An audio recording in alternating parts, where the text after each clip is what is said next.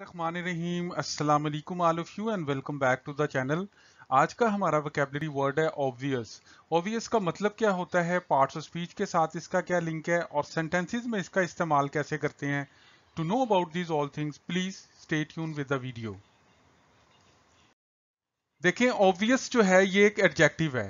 इसका मतलब होता है easy to see, understand and recognise. मतलब ये होता है कि कोई भी चीज जो जाहिर हो, यानी कि जाहिर सी बात है। मिसाल के तौर पे आप उसको इस तरह समझने की कोशिश करें कि यार वो उसने अपने बच्चों का दूध लेके आना है, तो उसको तो काम करना पड़ेगा। यार उसको भूख लगी है, खाना तो जाहिर सी बात है, उसने खाना तो खाना है ना फिर। तो जो भी चीज इजी टू सी हो, इजी टू अंडरस्टैंड हो एंड रिकॉग्नाइज हो, आप उसको जान सकें, उसको हम कहते हैं ऑब्वियस। अब जब आप सेंटेंसेस में इसका इस्तेमाल देखेंगे तो ये कॉन्सेप्ट आपको मजीद क्लियर होगा। देखें, मिसाल के तौर पे it's obvious that she is upset.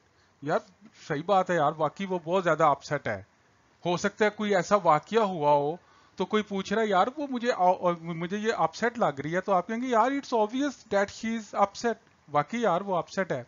इसी तरह they have a small child, so for obvious reasons they need money. कि they have a small child, कि उनके पास एक छोटा सा बच्चा है।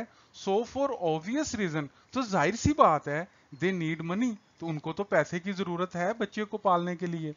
इसी तरह there is no obvious solution, कि यार इस चीज का कोई अभी कोई सोल्यूशन समझ नहीं आ रहा, यानी कि there is something and you are gonna make it solve, लेकिन आपके पास अभी कोई कोई चीज ऐसी नहीं आ रही कि आप उस मसले को हल कर सकें।